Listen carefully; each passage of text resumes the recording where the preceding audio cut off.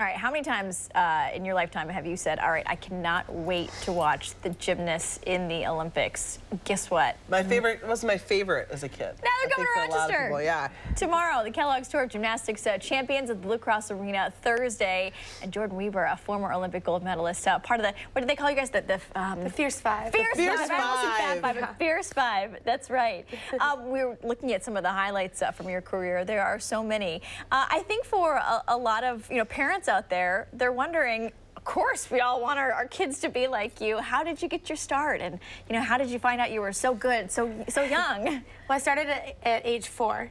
And I was originally in dance class, and my mom kind of noticed that I had these little mini biceps and leg muscles that sort of naturally when I was a little kid. So they're like, okay, she kind of looks like a gymnast. Let's put her in a gymnastics class and see how she likes it. And before I knew it, I was like obsessed with the sport, and I was vaulting over my couch and walking on my hands all over the house. And I just kind of loved it right from the beginning, and I started moving up through the levels really fast, and I realized that I was pretty naturally strong, and I was able to kind of learn the skills really quickly. And there was definitely other things that I wasn't as good at. I wasn't flexible at all, so those I had to work really hard at that. That's the case. It's not often we hear a gold medalist admit their shortcoming, but that's interesting. You weren't flexible. Yeah, flexibility was something that I had to work really hard at, but I was always naturally very, very strong. Okay. So it just, I mean, you have to attack your weaknesses sometimes in the sport, which is what I had to do.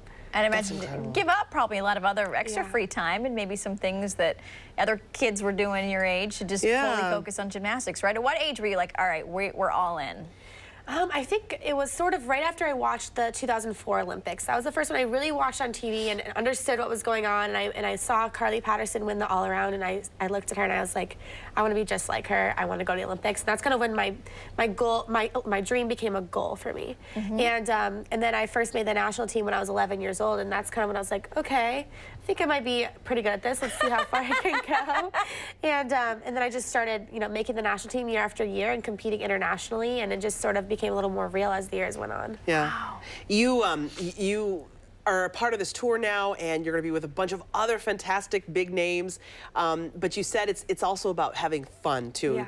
Yeah. You've been under that that intense pressure, and now you get to have some fun at the same time. Yeah, I mean, gymnastics is one of the most intense sports. I mean, the training is just grueling, and like I said, we're practicing from 5 to 7 hours a day, and we get 1 day off a week. Wow. Sometimes. So it's a lot of intense pressure, and we've been doing that ever since we first started. And it's, up until we're 16, 17 years old. So being on this tour, being able to spend time with our teammates in a less intense environment, it's so much fun for us. Well, you can see it all happen Thursday at Blue Cross Arena. And now studying in college, too, taking some time off the tour, but it's pleasure to meet you. Thanks It was for really coming good to in meet today. you. Good luck in the future, Thank you so Jordyn. We know much. you've got big things ahead of you. Thank you.